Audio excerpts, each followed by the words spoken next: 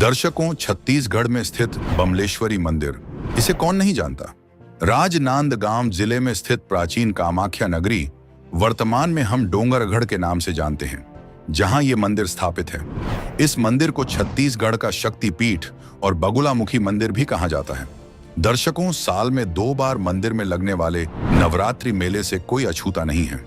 लाखों की संख्या में उमड़ती भीड़, दूर दूर से श्रद्धालु नंगे पैर अपनी मन्नतों को लेकर यहाँ आते हैं। लेकिन क्या आप जानते हैं, बमलेश्वरी मंदिर में स्थित देवी का इतिहास क्या है? क्या सच में बमलेश्वरी मंदिर एक शक्तिपीठ है या यहाँ कोई और ही रहस्य छुपा है? आइए आपको यहाँ के अनसुलझे रहस्यों से रूबरू करवाते हैं, जिसे सुनकर आप दंग रह जाएंगे।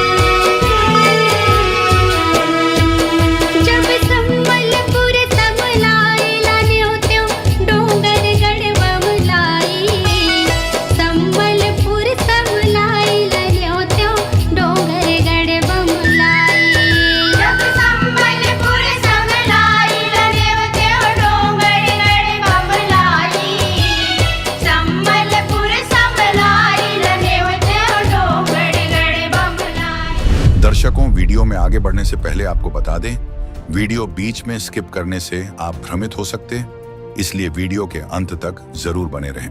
दर्शकों, धार्मिक स्थल के पीछे कोई ना कोई कहानियां अवश्य छुपी हुई होती है, जो भक्त समाज के सामने रहस्य बना हुआ होता है।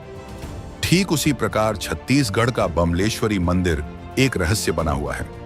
इस वीडियो में हम ऐसे रोचक तथ्य प्रस्तुत करने जा रहे हैं जिसे सुनकर और देखकर आप दांतों तले उंगलियां दबाओगे। आइए दर्शकों, वीडियो शुरू करते हैं।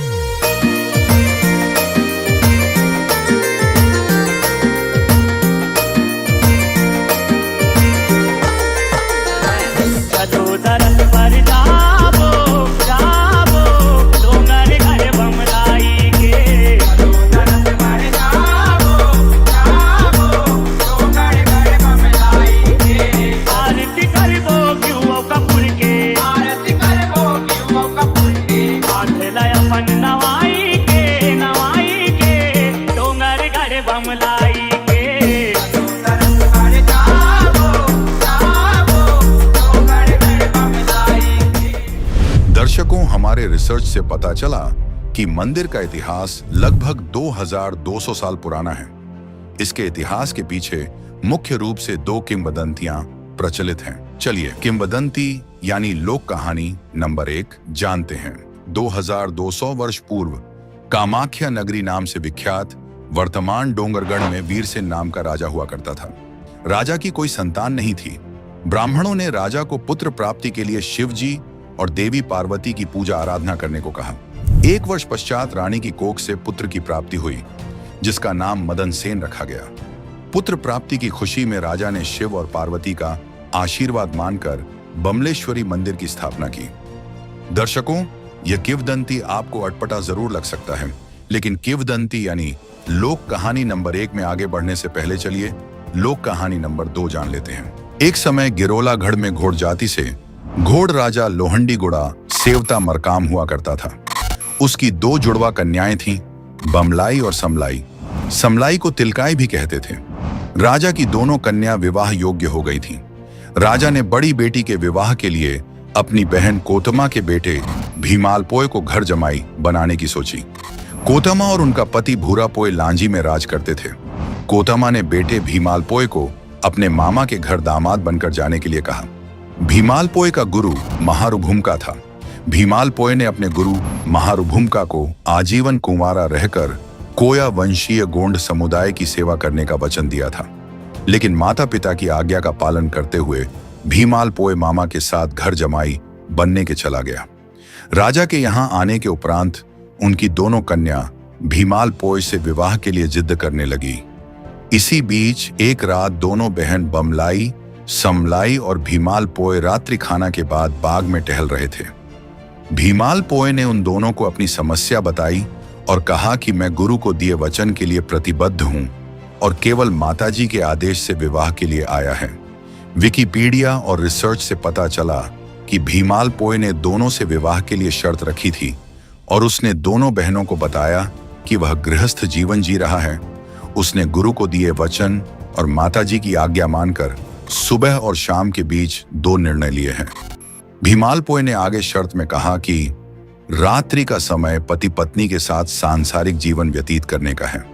सुबह होने से पहले जो उससे आकर मिलती है वह उनसे विवाह के लिए तैयार हो जाएगा।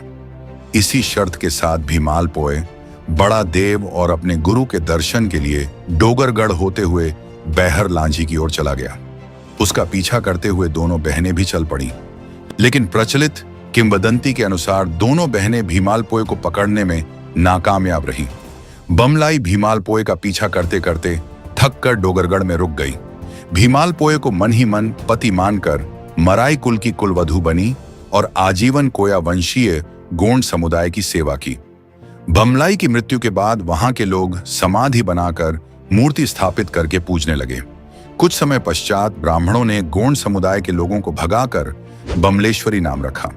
कहा जाता है कि आज भी बमलेश्वरी में पहली पूजा गोंड समुदाय की ही मानी जाती है। वहीं दूसरी बहन समलाई कोराड़ी गांव में आकर बस गई। बाद में उन्हें कोराड़ी देवी और ब्राह्मणों ने महालक्ष्मी नाम रखा। इन्हें तिलकाई देवी भी कहते हैं। दर्शकों, इस वीडियो में आपने गौर किया, बमलेश्वरी मंदिर से संबंधित दोनों किंवदंतियां आपस में मेल नहीं रखते। यदि दूसरी लोक कहानी पर विचार करें तो बमलाई मंदिर के इतिहास की दशा ठीक उसी प्रकार है जिस प्रकार बैताल रानी घाटी में स्थित बैताल रानी मंदिर की। दर्शकों, दोनों में अंतर सिर्फ इतना ही है, बमलेश्वरी मंदिर का क्षेत्र बड़े आकार में है, अर्थात विस्तार हो चुका है और श्रद्धालुओं की भीड़ भी अधिक है। वहीं बैताल रानी मंदिर सिर्फ झोपड़ी तक सीमित है, जो केवल घाटी निर्माणाधीन के समय ही मुख्य रूप से चर्चा में आई थी। दर्शकों, आइए वीडियो में आगे बढ़ने से पहले बमलेश्वरी और बैताल रानी के आपसी संबंधों से आपको रूबरू करवाते हैं। एक समय धंधा दुर्ग में हरिश्चंद्र नाम के राजा और उनकी पत्नी बैताल रानी हुआ करती थी। बैताल रानी का उसी क्षेत्र के एक चरवाहे से प्रेम संबंध बना हुआ था। इस बात की भनक राजा को पड़ चुकी थी। राजा को बैताल रानी के चरित्र पर शक था। एक दिन बैताल रानी उसी चरवाहे के साथ महल से भाग गई। गुप्तचर के द्वारा सूचना मिलने के बाद राजा ने दोनों को पकड़ने के लिए चारों दिशा में सैनिक भेजे। विचार करें, किसी की पत्नी चरित्रहीन हो और उनका संबंध गैर पुरुष से हो तो उस राजा की मनोदशा क्या होगी। वह तो राजा था। सैनिकों ने छुई खदान से 25 किलोमीटर दूर घाटी पर रानी और चरवाहे को पकड़ा था।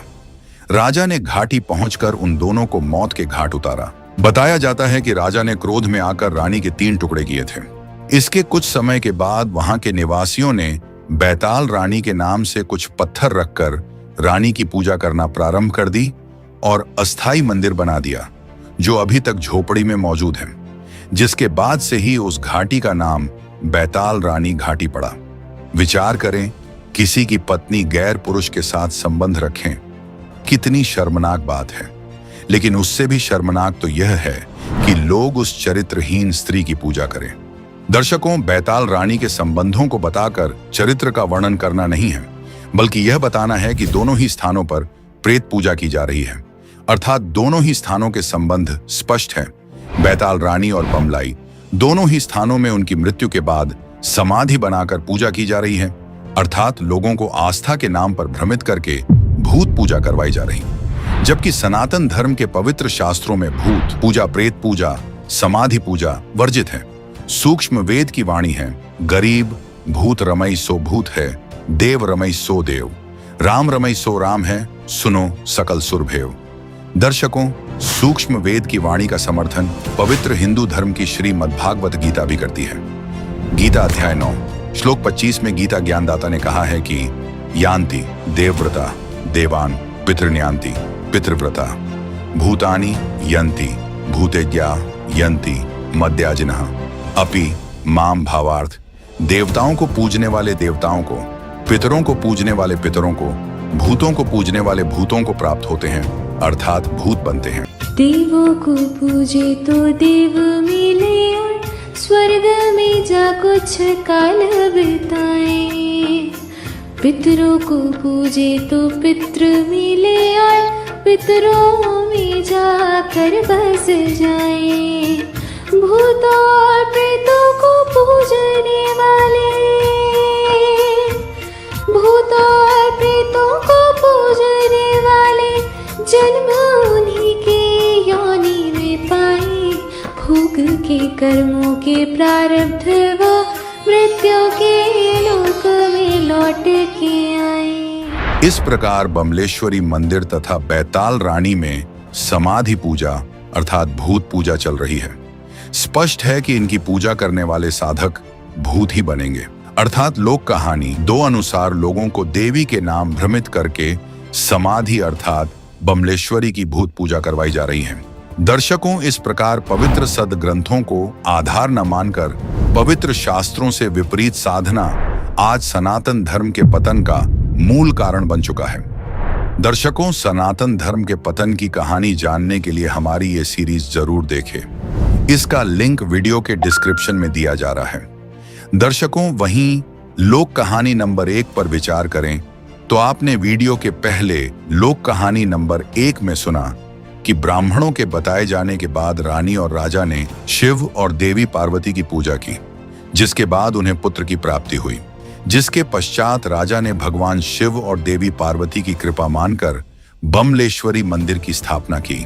दर्शकों, जबकि श्रीमद् देवी भागवत दुर्गा पुराण के 3रे स्कंध अध्याय 5 पृष्ठ संख्या 123 में भगवान शंकर अपनी माता दुर्गा से स्तुति करते हुए कहते हैं कि तीनों गुणों से उत्पन्न हम ब्रह्मा, विष्णु और शंकर नियमानुसार कार्य में तत्पर रहते हैं, अर्थात कर्मों के अनुसार फल देते हैं।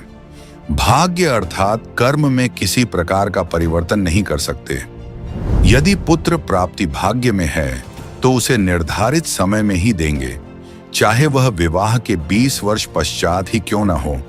और यदि भाग्य में पुत्र या पुत्री नहीं लिखा है तो भगवान ब्रह्मा, विष्णु और शिव जी भाग्य में कोई परिवर्तन नहीं कर सकते। किंवदंती 1 अनुसार राजा को 1 वर्ष पश्चात पुत्र की प्राप्ति हुई, जो पूर्व निर्धारित थी। इससे स्पष्ट है भक्त समाज को बमलेश्वरी देवी के नाम पर भोले श्रद्धालुओं की आस्था का मजाक बनाया जा रहा है। दर्शकों, दोनों किंवदंती यानी लोक कहानी के अलावा बमलेश्वरी का इतिहास राजा वीरसेन के पुत्र मदन सेन, कामकंदला और विक्रमादित्य से भी मिलता है। इतिहास में इसे देवी बगुलामुखी नाम भी दिया गया है।